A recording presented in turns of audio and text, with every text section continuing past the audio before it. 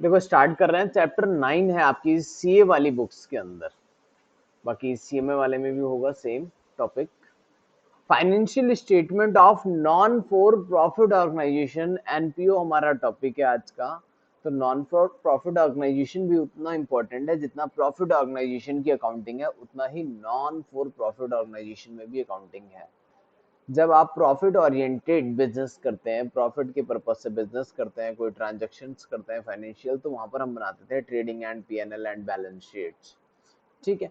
अब इस चैप्टर में भी हम कुछ अकाउंट्स बनाएंगे ट्रेडिंग एंड पीएनएल की जगह, हम जिससे हमारा प्रॉफिट कैलकुलेट हो जाए, इनकम एंड एक्सपेंडिचर बनाएंगे।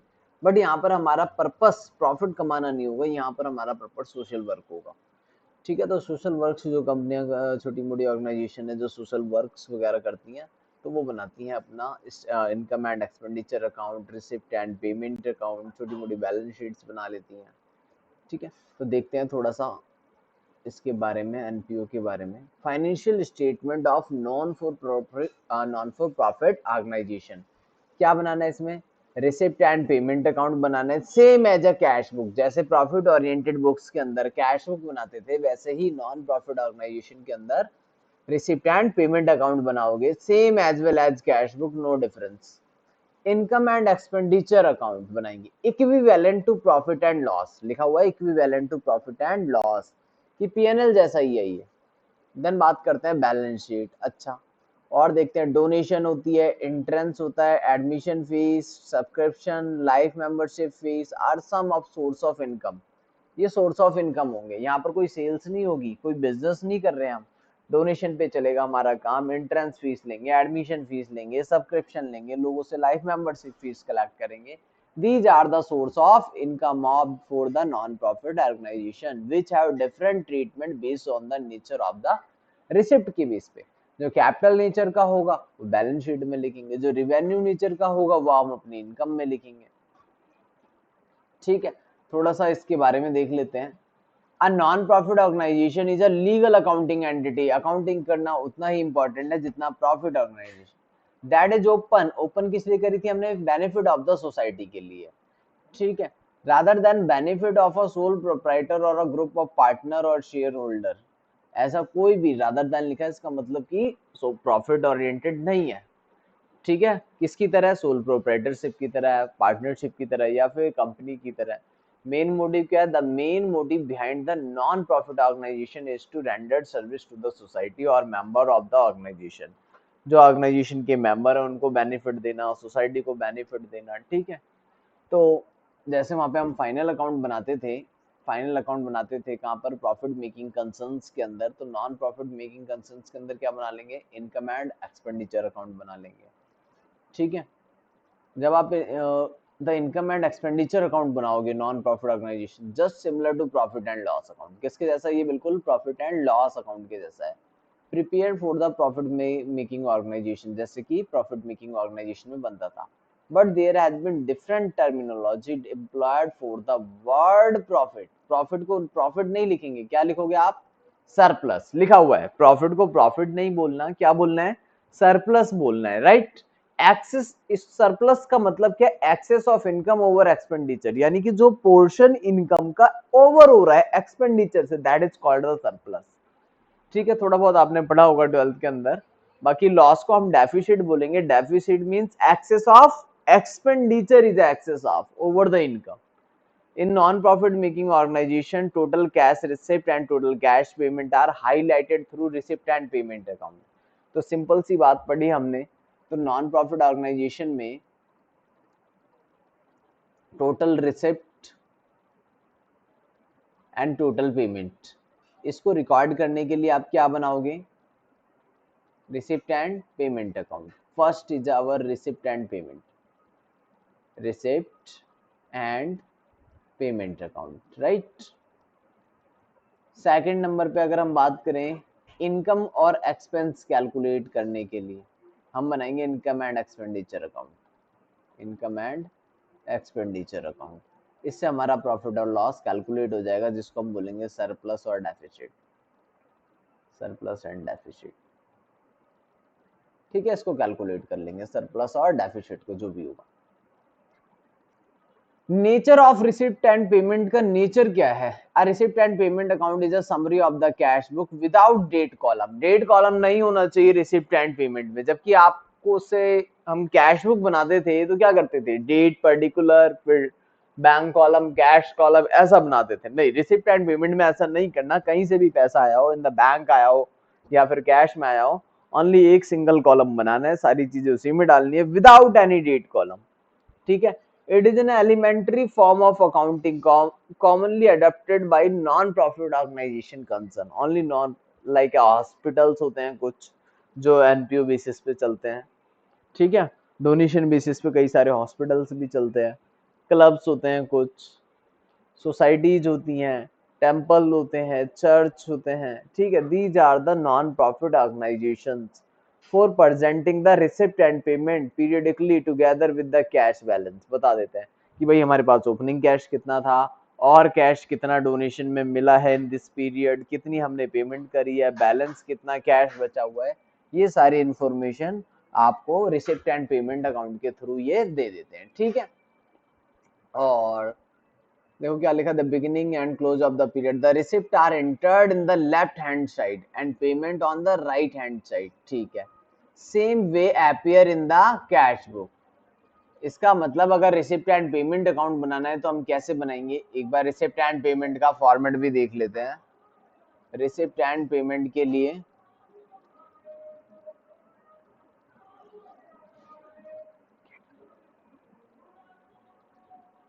रिसिप्ट एंड पेमेंट, जैसे कि वहां पे लैंग्वेज में लिखा था रिसिप्ट एंड पेमेंट अकाउंट बनाने के लिए हम क्या यूज करेंगे, बिल्कुल लेफ्ट साइड में हम लिख देंगे रिसिप्ट्स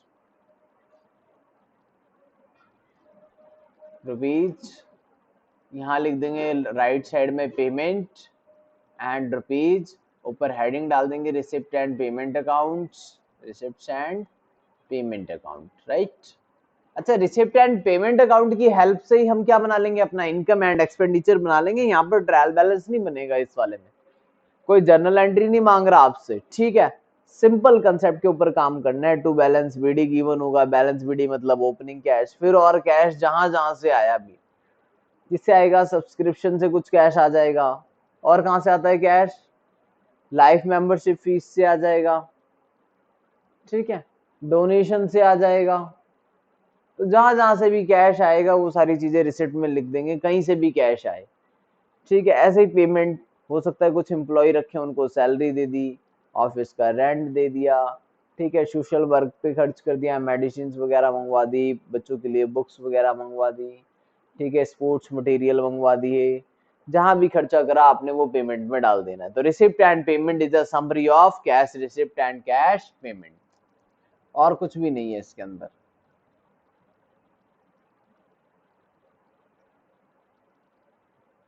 तो आगे देखते हैं। The main point is to be noted that here the receipt and payment accounts not based on accrual system. Receipt and payment नाम ही है तो वो एक्रूवल सिस्टम पे कैसे हो सकता है, वो तो कैश बेसिस होगा। जब पैसा आएगा तब रिकॉर्ड करेंगे, जब पैसा जाएगा तो तब रिकॉर्ड करेंगे।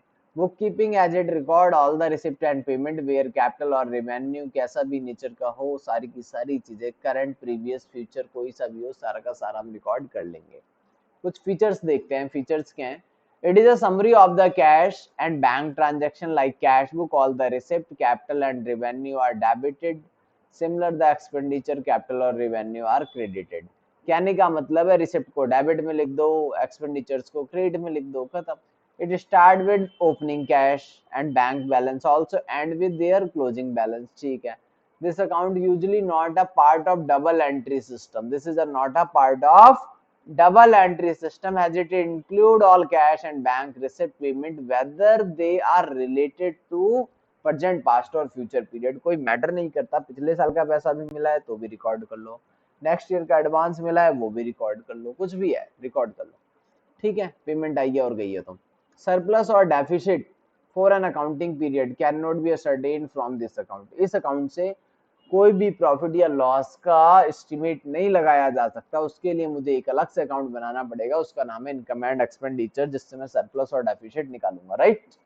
Since it show only the cash bank position and exclude all non cash item. तो याद रखना, रिसिप्ट एंड पेमेंट में only cash and bank positions बताएगा, और सभी की सभी लिखा हुआ है ना, exclude all non cash item, कोई भी नॉन कैश आइटम है लाइक डेप्रिसिएशन वगैरह है, ठीक है, डेप्रिसिएशन हो गया या loss on sale of fix assets हो गया, इस तरह की चीजें इसके अंदर नहीं आएंगी, कोई रिटर्न ऑफ हो गई, ठीक है, तो इस तरह के आइटम्स इसमें नहीं आएंगे। इसके अंदर जो भी आएगा वो सारा का सारा सिर्फ कैश आइटम होगा, जिसकी पेमेंट हुई है या फिर रिसीव हुआ है, जो एक्चुअल में ट्रांजैक्ट हुआ है वही चीज इसमें आएंगी, ठीक है। इलस्ट्रेशन 1 देखते हैं थोड़ा सा।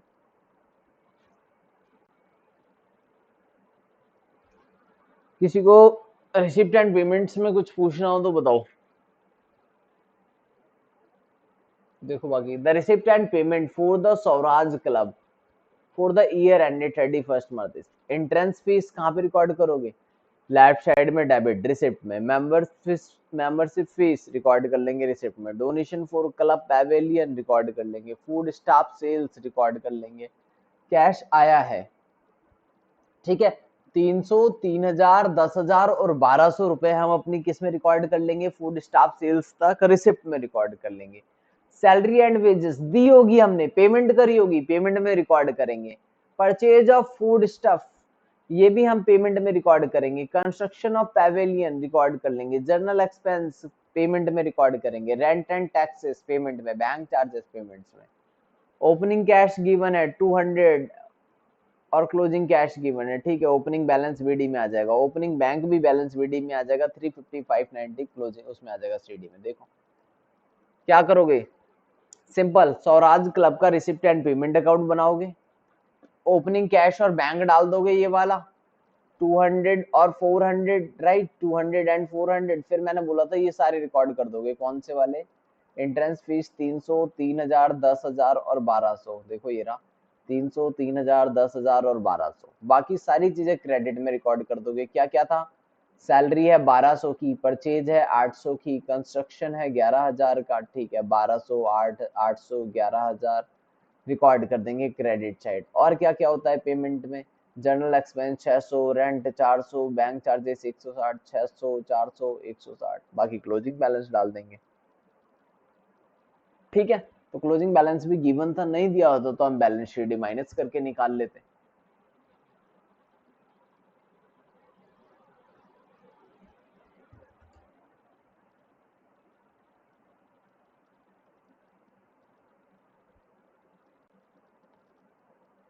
देखो कुछ लिमिटेशंस है रिसिप्ट एंड पेमेंट की। लिमिटेशंस में क्या बताया होगा कि प्रॉफिट नहीं निकाल सकते इससे, एसेट्स लायबिलिटी का पता नहीं कर सकते, यही सारी चीजें, राइट। रीड करते हैं एक बार फटाफट। From the study of the above account, it is apparent that is increase in the cash बता देगा and bank balance ये भी inform कर देगा at the end of the year compared to the those beginning, ठीक है, does not truly represent the surplus for the year, ये नहीं बता पाएगा, ये represent नहीं कर पाएगा, ठीक है ना। It does not take into account the other important transactions such as the cost of construction of the pavilion which in an excess of donation received and outstanding subscription, ये आउटस्टैंडिंग नहीं बता सकता, एक्सेस नहीं बता सकता, prepaid नहीं बता सकता, ये सारी चीजें रिसिप्ट एंड पेमेंट अकाउंट से नहीं पता चलती, ठीक है। तो ये सारी चीजें इसकी लिमिटेशंस बन जाती हैं। बाकी फिर आता है हमारा income and expenditure account. Receipt and payment given होगा, जनरली आपको जो क्वेश्चन आता है उसमें रिसिप्ट एंड पेमेंट गिवन होता है, उससे क्या बनाना होता है हमें, इनकम एंड एक्सपेंडिचर। अगर इनकम एंड एक्सपेंडिचर गिवन होगा तो रिसिप्ट एंड पेमेंट बनाना होगा, सारी चीजें रिवर्स करनी होगी, वो रिवर्स वाला क्वेश्चन भी। तो हम जो क्वेश्चन प्रैक्टिस करेंगे, आज तो फिलहाल क्वेश्चन नहीं हो पाएंगे, आज तो इंट्रोडक्शन में चली जाएगी पूरी क्लास। नेक्स्ट क्लास जो भी लेंगे उसके अंदर जो हम क्वेश्चन करेंगे रिसिप्ट एंड पेमेंट से इनकम एंड एक्सपेंडिचर बनाएंगे, फिर एक क्लास और लेंगे उसमें इनकम एंड एक्सपेंडिचर से रिसिप्ट एंड पेमेंट बनाएंगे, फिर ये कंप्लीट हो जाएगा, ठीक है। तो देखते हैं इनकम एंड एक्सपेंडिचर अकाउंट में क्या क्या चीजें करनी होती है हमें। The income and expenditure account, income and expenditure account is equivalent to the profit and loss. तो इनकम एंड एक्सपेंडिचर है जो बिल्कुल इक्विवेलेंट है, किसके इक्विवेलेंट है, प्रॉफिट एंड लॉस अकाउंट के। Of a profit-making business enterprises, it is an account which is widely adopted by most of the non-profit making concerns and is prepared by following accrual principle, ठीक है। कहने का मतलब ये है, it is an account which is widely adapted. Widely adapted है किसके किसके थ्रू अडेप्टेड है? एनपीओ के through. Non profit making concerns companies हैं, उनके अकॉर्डिंग अप्रूव है, ऑर्गेनाइजेशन जो भी है हमारी। और प्रीपेड बाय अक्रूवल प्रिंसिपल पे बनता है इनकम एंड एक्सपेंडिचर, जबकि कैश बेसिस पे बनता था हमारा रिसिप्ट एंड पेमेंट।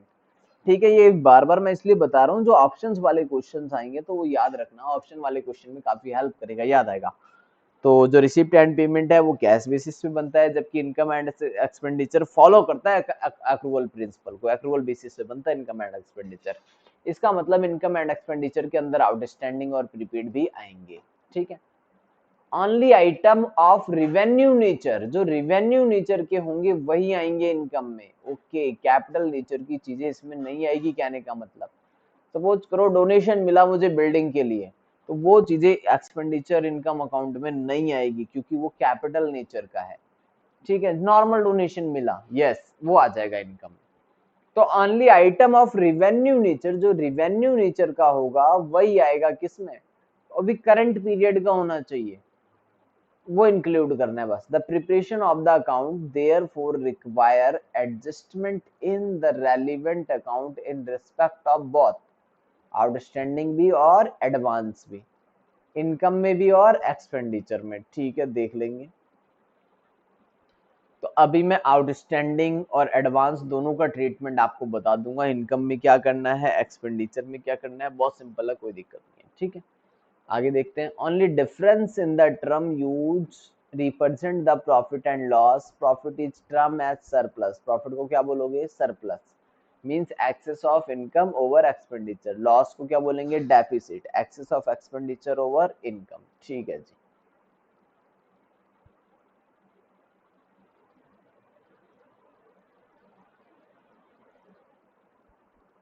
आगे देखते हैं। नॉन प्रॉफिट ऑर्गेनाइजेशन रजिस्टर्ड भी तो होता होगा, रजिस्टर्ड होता है कौन से सेक्शन में? याद रखना, सेक्शन 8। ठीक है, धीरे धीरे सेक्शन याद करोगे तो आपके इंटर में हेल्प मिलेगी।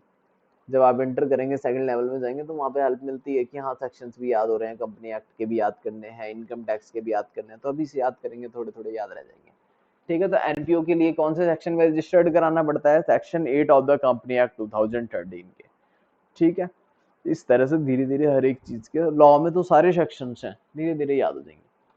तो section 8 of the company act 2013 is available for non profit organisation. NPO का रजिस्ट्रेशन सेक्शन 8 में होता है। ठीक है, are required to the prepare their income expenditure account and balance sheet as per schedule 3 बनाना पड़ेगा टू द कंपनी एक्ट 2013। ठीक है,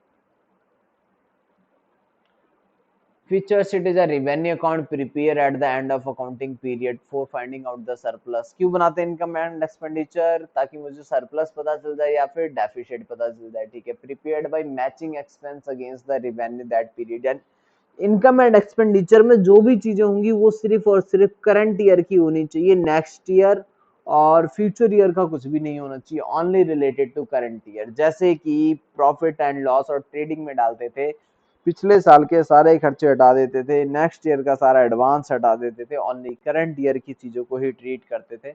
वैसे ही सेम मैचिंग मैचिंग कंसेप्ट पे काम करेंगे हम, ओनली फॉर करंट ईयर के ही खर्चे दिखाएंगे इसके अंदर, और करंट ईयर की ही इनकम दिखाएंगे इनकम एंड एक्सपेंडिचर के अंदर। ठीक है, कुछ भी पिछले साल का नहीं होना चाहिए, कुछ भी अगले साल का नहीं होना चाहिए। both cash and non cash such as depreciation are taken into consideration। Income and expenditure में मैटर नहीं करता कैश एक्सपेंस है या नॉन कैश है, सारे का सारा लेना है। ठीक है, all capital expenditure and income are capital nature का होगा तो एक्सक्लूड कर दिया जाएगा। जैसे मैंने कहा बिल्डिंग सेल करी है, बिल्डिंग सेल करी है, वो नहीं आएगा इसमें। ठीक है, बिल्डिंग के लिए डोनेशन मिला है, वो भी नहीं आएगा इनकम एंड एक्सपेंडिचर में। तो जो स्पेशल डोनेशन है वो नहीं आएगी, नॉर्मल डोनेशन आ जाएगी। Only current year income and expend are consider, सिर्फ करंट ईयर की इनकम और एक्सपेंस को ही कंसीडर करना है। This surplus deficit is taken to the balance sheet and is added deducted respectively with in the capital fund opening balance. ठीक है, main source of income देख लेते हैं एक बार, क्या है main source of income for a non profit organisation? The source of income is largely depend on the nature of the activity, किस एक्टिविटी से रिलेटेड है। जैसे कि चैरिटेबल हॉस्पिटल है तो different from that income receive by sports club broadly for the purpose of solving the illustration. ठीक है, तो कहीं से भी we can classify the source of as subscription, ordinary donation मिल गया, मेंबरशिप फीस मिल गई, एंट्रेंस फीस मिल गई, रिकरिंग ग्रांट मिल गया लोकल अथॉरिटी से, एंड इनकम फ्रॉम इन्वेस्टमेंट्स वगैरह मिल गई। These are the main source of income. ठीक है, जनरली किस पे बेस होगा ये, डोनेशन वगैरह पे।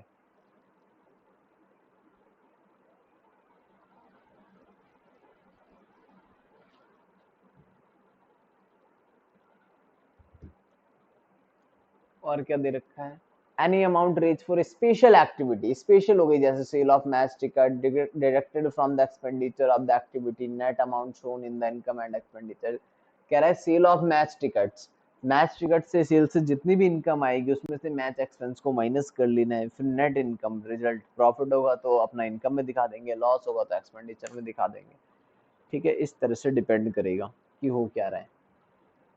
Any receipt of capital nature shall not be shown as income। Capital nature को क्या करना है, shown as income।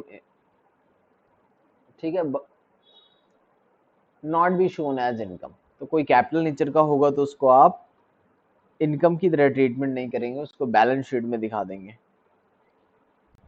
ठीक है, but will be credited to the capital fund और स्पेशल पर्पस। इन्होंने एग्जांपल उसी का लिया, बिल्डिंग फंड का।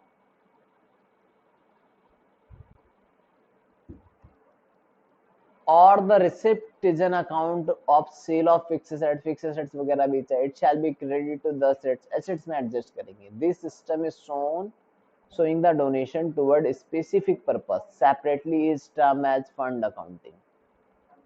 अब देखो लगती कहाँ कहाँ पर, हॉस्पिटल्स में, स्पोर्ट्स में, drama club, educational societies, library society. ठीक है, इस ऐसी जगह पे हम क्या करेंगे, इनकम एंड एक्सपेंडिचर प्रिपेयर करेंगे।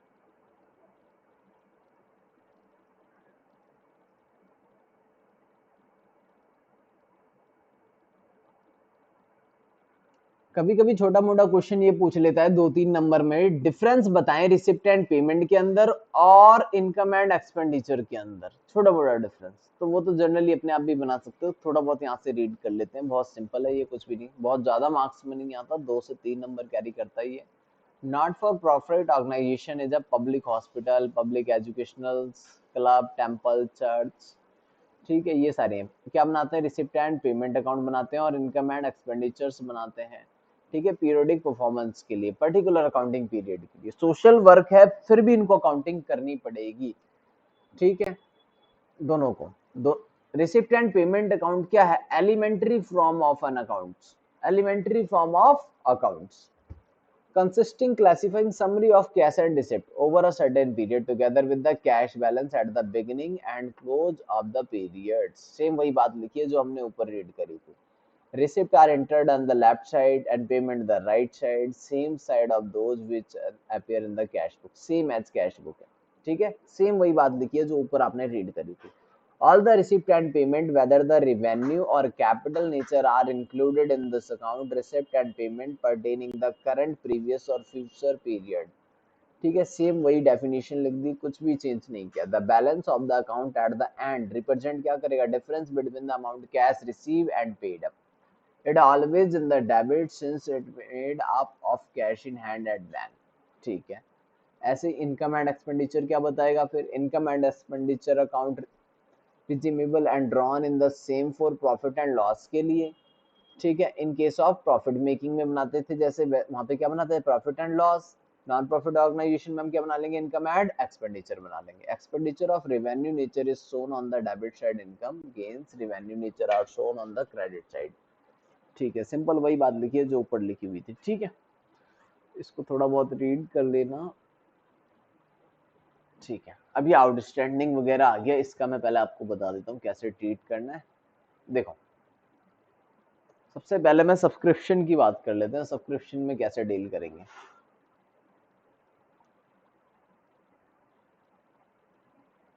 सब्सक्रिप्शन, अगर मैं स्टेटमेंट में बात करूं सब्सक्रिप्शन निकालने के लिए, तो आप क्या करोगे, subscription received during the year, subscription received during the year.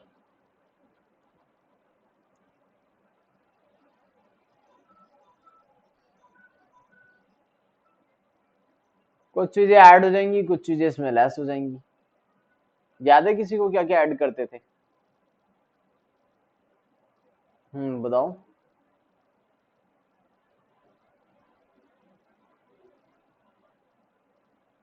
Yes, और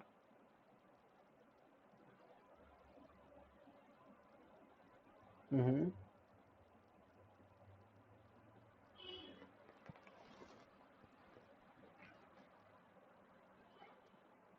ठीक है, ठीक है, ठीक है, ठीक है, वेरी गुड।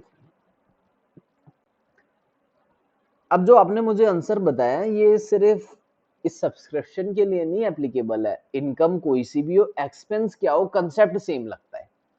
ठीक है ना? किसी भी इनकम की बात कर लें, एक्सपेंस की बात कर लें, सेम ऐसे ट्रीटमेंट करना है।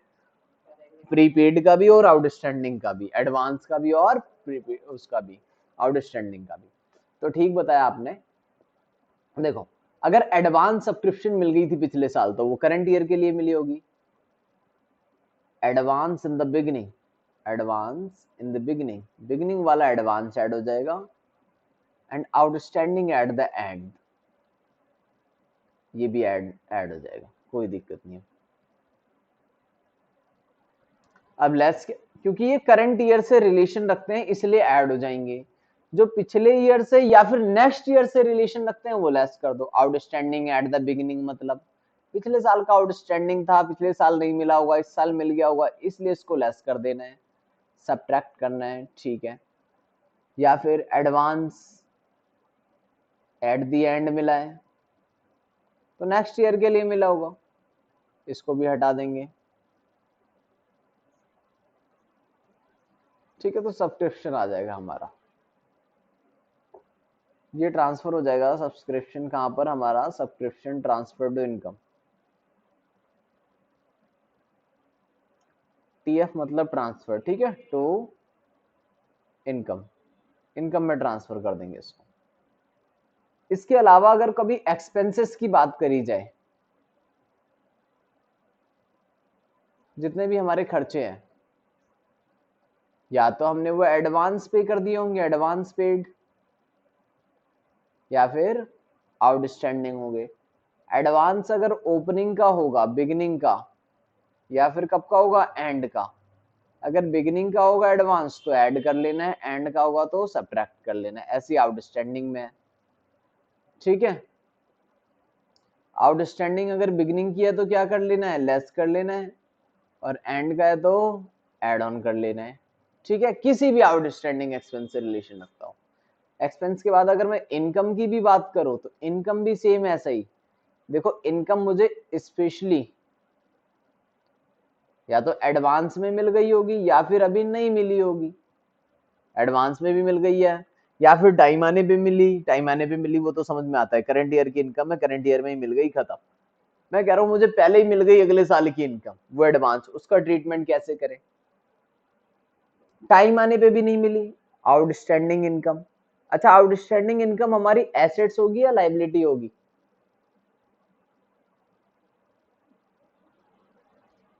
और advance income is a liability. ऐसी एडवांस पेड कर दिया मैंने, ये हमारा एसेट्स था, और आउटस्टैंडिंग एक्सपेंस हमारे ऊपर लाइबिलिटी थी। ठीक है? तो एडवांस भी अगर इनकम बिगिनिंग की है तो ऐड ऑन कर लेंगे, एट द ईयर एंड का है तो सब्ट्रैक्ट कर लेंगे, ऐसी आउटस्टैंडिंग में। एंड का है तो ऐड ऑन कर लेंगे, बिगिनिंग का है तो लेस कर लेंगे। ठीक है? इस कंसेप्ट में किसी में भी चेंज मत करना, एडवांस इनकम हो या आउटस्टैंडिंग इनकम हो, एडवांस एक्सपेंसेस, आउटस्टैंडिंग एक्सपेंसेस, या फिर मैं बात करूं सब्सक्रिप्शन की, सबके लिए कंसेप्ट सेम है। ठीक है? नॉर्मल डोनेशन मिलती है आपको, नॉर्मल डोनेशन, तो इसको उठा के कहां पे डालोगे? इनकम में। अगर नॉर्मल डोनेशन मिलती है तो इसको कहां पे शो करेंगे हम? इनकम में। बट कभी भी स्पेशल डोनेशन मिलती है तो याद रखना, स्पेशल डोनेशन का ट्रीटमेंट जाता है डायरेक्ट आपका बैलेंस शीट में, लाइबिलिटी के अंदर। जो भी स्पेशल डोनेशन मिलती है वो हमारी लाइबिलिटी में आ जाती है। और नॉर्मल डोनेशन है तो वो तो इसमें ही आएगी अपना इनकम के अंदर।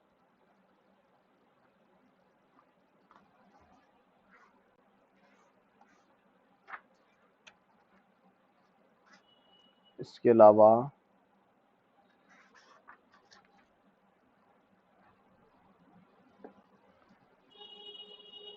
एक तो था नॉर्मल डोनेशन, दूसरा था हमारा स्पेशल डोनेशन।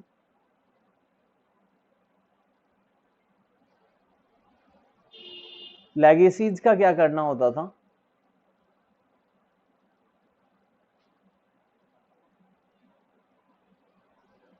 अगर लेगेसीज आ जाए कभी रिसिप्ट में तो इसका ट्रीटमेंट क्या करना है?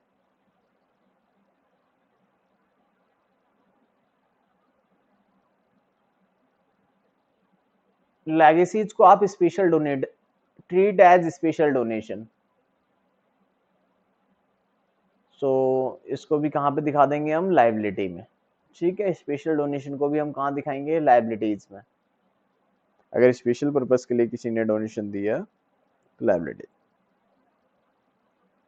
ठीक है, जनरली ये लाइबिलिटीज में जाता है। बाकी कभी लिखा है कि अगर रिवेन्यू नेचर का है तो उठा के पीएनएल में डाल, उसमें इनकम में डाल देना, अदरवाइज ये बैलेंस शीट में हमारी लाइबिलिटीज में ही जाएगा, इसमें फिर इसमें नहीं आएगा इनकम में। फिर आता था एक एडमिशन फीस।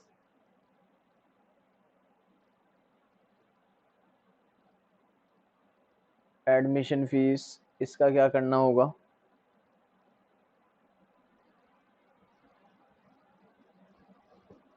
एडमिशन फीस होता था, इसका एक और नाम होता था, एंट्रेंस फीस भी होता था।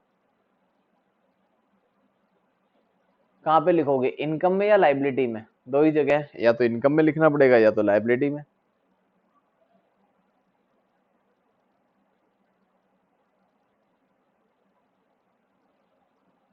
क्या चीज? लाइफ मेंबरशिप फीस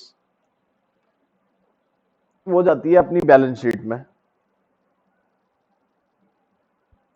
लेकिन एडमिशन और एंट्रेंस फीस चली जाती है कहाँ पर? इनकम में डायरेक्ट। ठीक है ना? तो ये थोड़ी बहुत चीजें याद रखनी पड़ेंगी, स्पेशल ट्रीटमेंट्स है कुछ, बाकी इसमें प्रॉब्लम आएगी नहीं ज्यादा, सिंपल सिंपल सी चीजें हैं।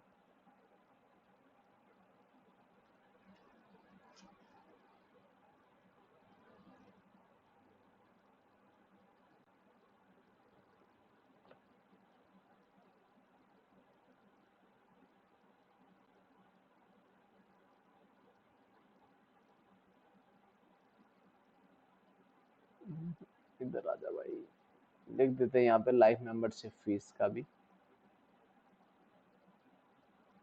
लाइफ मेंबरशिप फीस, इसको हम लाइबिलिटी में लिखेंगे, बट कभी ऐसा लिखा हुआ आ जाए, देखो annual life membership fees, annual वाली आ जाए तो उसमें डाल देना पीएनएल में, क्योंकि हर साल अगर मिलेगी मेंबरशिप फीस तो वो हम इनकम में डाल देंगे। सिर्फ लाइफ मेंबरशिप फीस लिखा है तो वो ठीक है लाइबिलिटी में। ठीक है, देखते हैं कुछ क्वेश्चन, देखते हैं। देखो इलस्ट्रेशन 2 किस चीज से related? During the 2020 subscription receive in cash 42,000 का सब्सक्रिप्शन, ठीक है, लिख लेंगे सबसे पहले 40। इट इंक्लूड 1600 फॉर 2019 का, तो हटा देंगे 1600 2019 का है तो लेस कर दिया, और 600 फॉर 2021 ये भी नेक्स्ट ईयर का है तो ये भी लेस कर दिया। Also 3000 has still to be receive, ये करंट ईयर का आउटस्टैंडिंग है, दिस विल बी एड। आ गया सब्सक्रिप्शन खत्म, सिंपल कैलकुलेशन करनी है। ठीक है, सब्सक्रिप्शन अकाउंट बनाना भी सिंपल है, देखो। अच्छा, सब्सक्रिप्शन आउटस्टैंडिंग का अकाउंट बनाया हुआ है इन्होंने। आउटस्टैंडिंग ओपनिंग में कितना था? 1600। ठीक है, वो करंट ईयर में मिल गया हमें। अभी भी आउटस्टैंडिंग कितना रह गया? 3000, वो बैलेंस शीट में आ जाएगा। सिंपल है ये तो। सब्सक्रिप्शन अकाउंट ये रहा। सब्सक्रिप्शन अकाउंट एक इनकम है, इसलिए क्रेडिट से स्टार्ट करते हैं इसको हमेशा। टोटल मिले हमें 42,000। जो जो चीजें ऐड होने वाली थी, ऐड होने वाली क्या था? आउटस्टैंडिंग एक, और एडवांस बिगिनिंग का होता तो वो भी ऐड होता, वो भी यहाँ पर आ जाता आउट। ठीक है, और आउटस्टैंडिंग कौन सा वाला? एंड वाला। और आउटस्टैंडिंग बिगिनिंग वाला क्या होता है, लेस होता है, वो डेबिट में आ जाएगा। एडवांस एंड वाला ये भी क्या होता है, लेस होता है, तो डेबिट में आ जाएगा। ठीक है, बाकी 42,800 वही आंसर आ जाएगा जो ऊपर आया था। तो याद रखना, जो चीजें ऐड होने वाली हैं वो क्रेडिट साइड में आ जाएंगी, जो चीजें लेस होने वाली थी वो हमारी डेबिट साइड में आ जाएंगी। सिंपल, सब्सक्रिप्शन अकाउंट एक इनकम अकाउंट है, जो चीज इनकम को बढ़ाएगी वो क्रेडिट में आएगी, जो चीज इनकम को कम करेगा वो डेबिट में आएगा। ठीक है,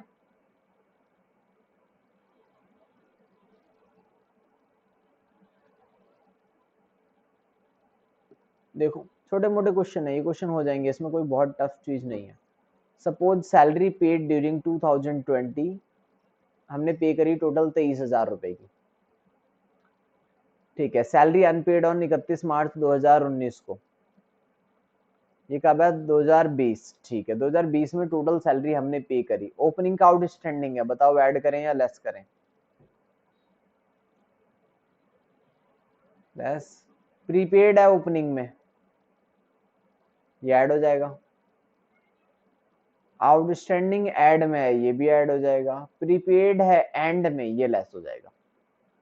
ठीक है ना, तो कितना आंसर आ जाएगा, 23,000 में हम प्लस कर लेंगे 400 और 1800, 18 और 4 2200 होता है ना, तो 25,200 माइनस कर देंगे 1400 और 600, 2,000 रुपए लेस कर देंगे, तो आंसर आ जाएगा 23,200 रुपए सिर्फ। चेक करते हैं। ठीक है, एक्सपेंडिचर में कितना ट्रांसफर कर देंगे, 23,200। अच्छा, जो अब आउटस्टैंडिंग वाला है वो यहाँ लिख देना, क्रेडिट से स्टार्ट कर देना लाइबिलिटी की तरह, और जो प्रीपेड वाला है वो डेबिट साइड। सिंपल। ठीक है,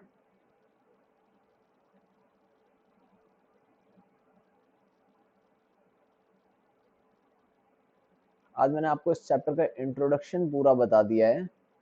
अभी हमने बड़े क्वेश्चन नहीं करे, एक बार इंट्रोडक्शन देख लेना, फॉर्मेट देख लेना। नेक्स्ट क्लास में मैं जो क्वेश्चन कराऊंगा वो क्वेश्चन होंगे रिसिप्ट एंड पेमेंट से इनकम एंड एक्सपेंडिचर की तरफ।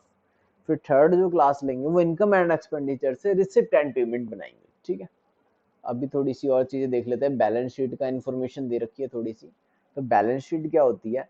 अब balance sheet is a statement of assets and liability, ठीक है, of an accounting unit a given date. It is generally prepared at the end of accounting period after the income and expenditure account has been prepared. It is a classified summary of the ledger balance left over। ठीक है, जो बचे हुए balance होंगे वो सारे डाल देंगे। After account of all revenue item have been close by transfer to the income and expenditure sheet. It not for profit organisation the excess of total assets or total liability shown as a capital fund। okay, total assets and total liability का जो difference होगा उसको हम क्या बोलेंगे, capital fund बोलेंगे। Total assets and total liability में जो भी डिफरेंस निकलेगा उसको हम कैपिटल फंड बोलेंगे। ठीक है,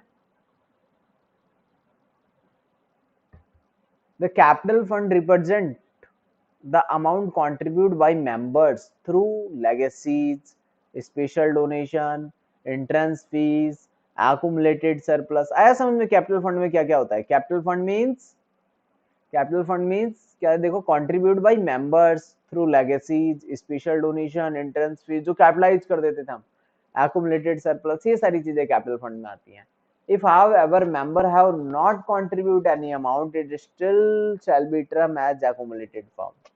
ठीक है, अगर मेंबर्स पैसे नहीं डालते तो हम कैपिटल फंड नहीं बोलेंगे, फिर उसको क्या बोलेंगे, एक्युमुलेटेड फंड बोल देंगे, कोई बात नहीं।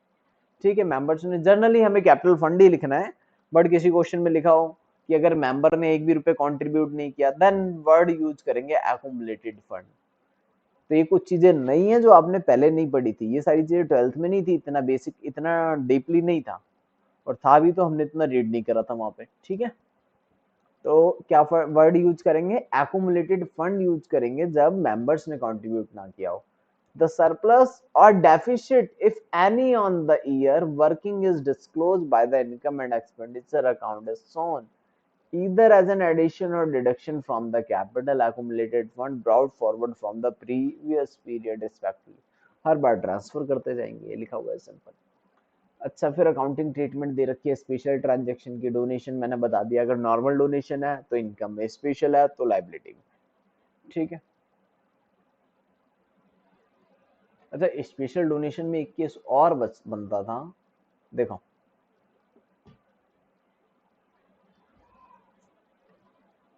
फंड बेस अकाउंटिंग बोलते हैं। जैसे बिल्डिंग फंड मिला मुझे, मान लो सपोज करो बिल्डिंग फंड मिला 10 लाख रुपए, और बिल्डिंग बनवाई हमने 10 लाख की, बिल्डिंग बना भी ली हमने 10 लाख रुपए की, तो लाइबिलिटी खत्म। जब 10 लाख रुपए मिला होगा मैंने लाइबिलिटी में दिखाया होगा, जैसे ही मैं इसको कंस्ट्रक्शन करा लूंगा लाइबिलिटी विल बी जीरो। ठीक है, और देखो बिल्डिंग फंड मिला था मुझे 15 लाख रुपए का, मैंने बिल्डिंग बनवाई सिर्फ 10 लाख रुपए की। अब बताओ फंड में कितना बैलेंस बच जाएगा हमारे, 5 लाख रुपए। फंड कितना शो करेंगे बैलेंस शीट के अंदर, 5 लाख रुपए लाइबिलिटी में शो करेंगे, राइट। थर्ड केस क्या बन जाता है, आपको पैसे मिले सिर्फ 8 लाख रुपए और आपने खर्च कर दिए 10 लाख रुपए बिल्डिंग को बनाने में, तो 2 लाख रुपए जो एक्स्ट्रा खर्च हुए it will be shown is expenditure, इसको खर्चे में दिखा देना। ठीक है ना, अगर आपका फंड कम आया था, आपने एक्सपेंडिचर ज्यादा कर दिया, तो उसको ट्रांसफर करेंगे हम एक्सपेंडिचर में।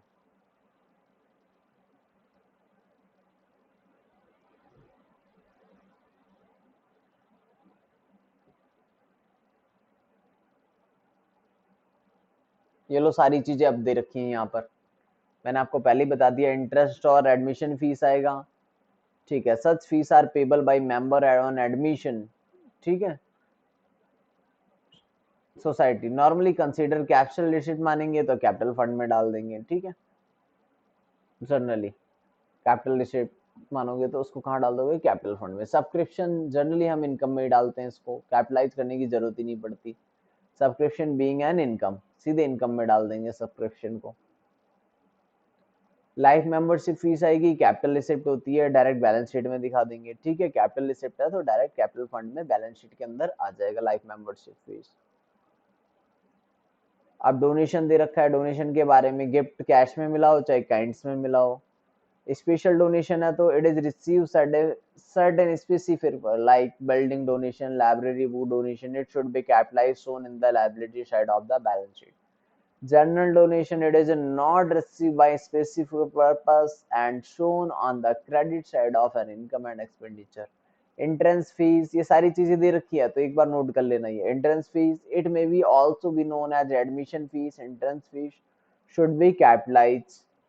ठीक है, add to the capital fund. Legacies पहले बता दिया मैंने आपको, कैपिटल में डाल देंगे। Life membership fees, it should be capitalise. Endowment fund, it is a donation receive only income from the donation is to be used for certain specific purpose। Specific purpose है तो क्या करना है, such case income related to special fund में add कर देना है। Endowment fund जिस पर्पस के लिए मिला है बैलेंस शीट में लायबिलिटी में दिखा देंगे। ठीक है, treatment of sale of old newspaper income में दिखा देंगे, कुछ नहीं सोचना इसको। The amount receive on such sales on credit side income and expenditure income में दिखा देंगे। सेल ऑफ फिक्स एसेट्स, ये कैपिटल नेचर का है, कोई बात नहीं। ठीक है, तो the sale of old fix assets, old fix assets है जिसकी book value treated as capital. Profit और सेल, प्रॉफिट और लॉस ऑन सेल, अगर प्रॉफिट हुआ है तो इनकम में, लॉस हुआ है तो एक्सपेंडिचर में दिखा देंगे। ठीक है, पूरी सेल नहीं दिखाएंगे, only profit and loss. Honorarium क्या होता था, ये याद है? Honorarium means expense, it pays to someone for receiving any service from person who are not the employee of the not for profit, जो हमारा एम्प्लॉय नहीं है। ठीक है, कोई प्रोग्राम किया था वहां पे चीफ गेस्ट आए थे, उनको ऑनर्स में जो एक्सपेंस हो गए, ठीक है, किसी के सम्मान में कुछ खर्च कर देना, वो सारी चीजें होती हैं honorarium. So honorarium expense is also consider as expenditure, वो भी एक्सपेंडिचर में डाल देंगे। फिर हम बैलेंस शीट बना लेंगे। बैलेंस शीट सिंपल, देखो इस बिल्कुल सिंपल है, कोई दिक्कत नहीं। अच्छा, अब ये क्वेश्चन स्टार्ट हो गए होंगे, क्वेश्चन मैं आपको नेक्स्ट क्लास से करा दूंगा, जब तक आप फॉर्मेट वगैरह लर्न करके रख लेना, बेसिक फॉर्मेट कैसे बनता है, प्रिपेयर कैसे करना है। तो इनकम एंड एक्सपेंडिचर का तो फॉर्मेट बिल्कुल सिंपल है। देखो जनरली मैं ओवरव्यू दिखा रहा हूँ एक income and expenditure. Credit side में सारी इनकम डाल देंगे, ठीक है, डेबिट साइड में सारे एक्सपेंडिचर डाल देंगे। क्रेडिट में जितना भी हमारे पास है सारा का सारा इनकम है, डेबिट में जितना भी है वो हमारा सारा का सारा खर्चा है, ओनली फॉर करेंट ईयर का खर्चा। ठीक है, वैसे ही खर्चे डालेंगे जैसे हम प्रॉफिट एंड लॉस में डाला करते थे। ठीक है, सरप्लस निकलेगा नेट प्रॉफिट की जगह लॉस हुआ तो डेफिसिट बोल देंगे उसको। ठीक है,